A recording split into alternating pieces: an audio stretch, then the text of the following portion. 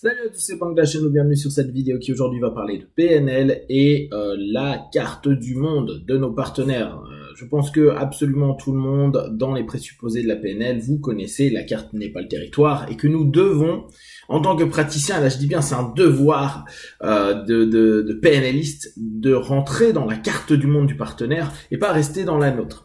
Alors, sur le papier, c'est sympa, c'est assez facile et on se dit, bah facile, moi, mes croyances, mes valeurs, mes mémoires à long terme, mes façons de fonctionner, mes patterns, etc. Je zappe parce que je rentre complètement dans la carte du partenaire.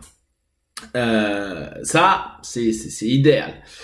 Et pour ça, cool, j'ai des outils sympas, j'ai le match, la synchronisation, le pace, le lead, ok, et mes canaux de communication, mes VAC. Avec ça, logiquement, je devrais plutôt pas mal m'en sortir.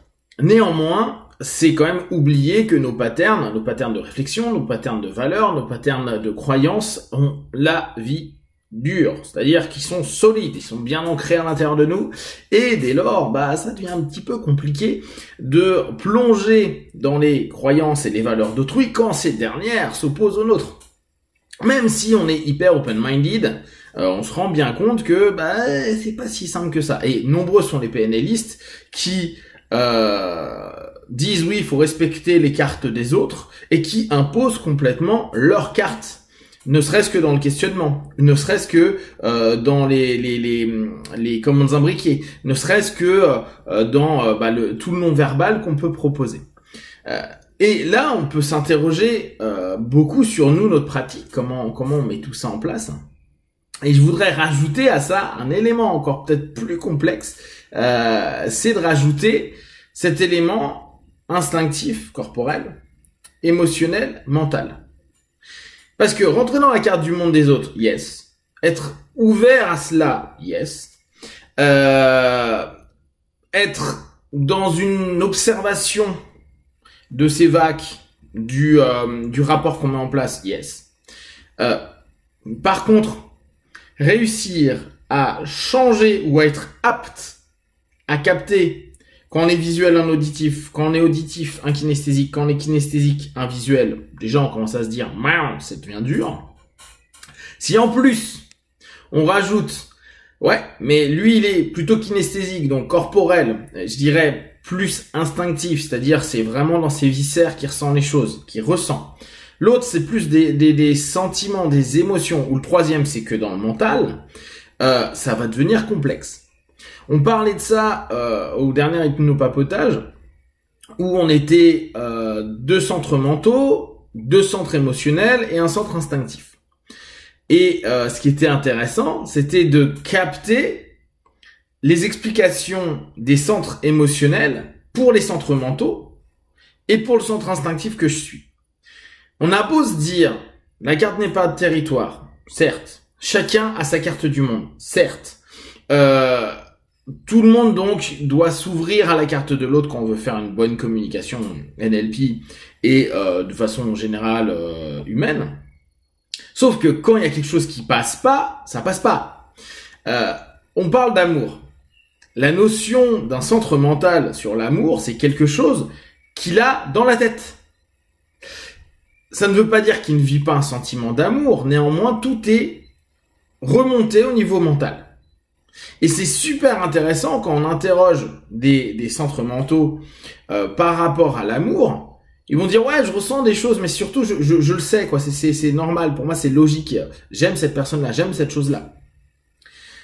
L'émotionnel, on sent qu'il y a quelque chose qui vibre à l'intérieur et que ça va au-delà même du corporel, il y a quelque chose qui est essentiel dans le terme essence qui est présent et j'ai bien aimé ce qu'on me disait ce week-end, c'est ouais mais on vit des choses à l'intérieur de nous qui sont extraordinaires, qui sont ultra intenses, qui sont ultra puissantes, chose que un centre instinctif comme moi, bah on parle d'amour, je vais peut-être ressentir dans les tripes quelque chose, mais c'est très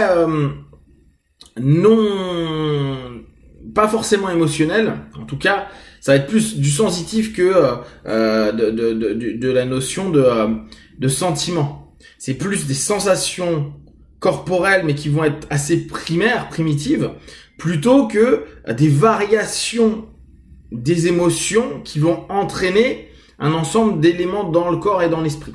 Quant aux centres mentaux, eux, ils vont rester sur, ok, ça me fait quelque chose dans le corps parce qu'on n'est quand même pas découpé à 100%, mais c'est pas du tout le principe essentiel de cette notion-là. Je me souviens à l'époque, j'en parlais beaucoup avec un pote qui est hyper centre mental, et on s'était amusé parce que je lui disais, mais toi tu tombes souvent amoureux, et au fur et à mesure il me décrivait, il me dit, mais attends, je me rends compte que je suis amoureux dans ma tête. J'aime dans ma tête, parce que dans mon corps en fait, il se passe pas grand-chose. Et pourtant, elle va pouvoir en débattre, en parler, même exprimer au travers de sa sémantique des choses qui ressemblent à des émotions. Et pour autant, il ne les ressent pas. En tout cas, il les ressent pas.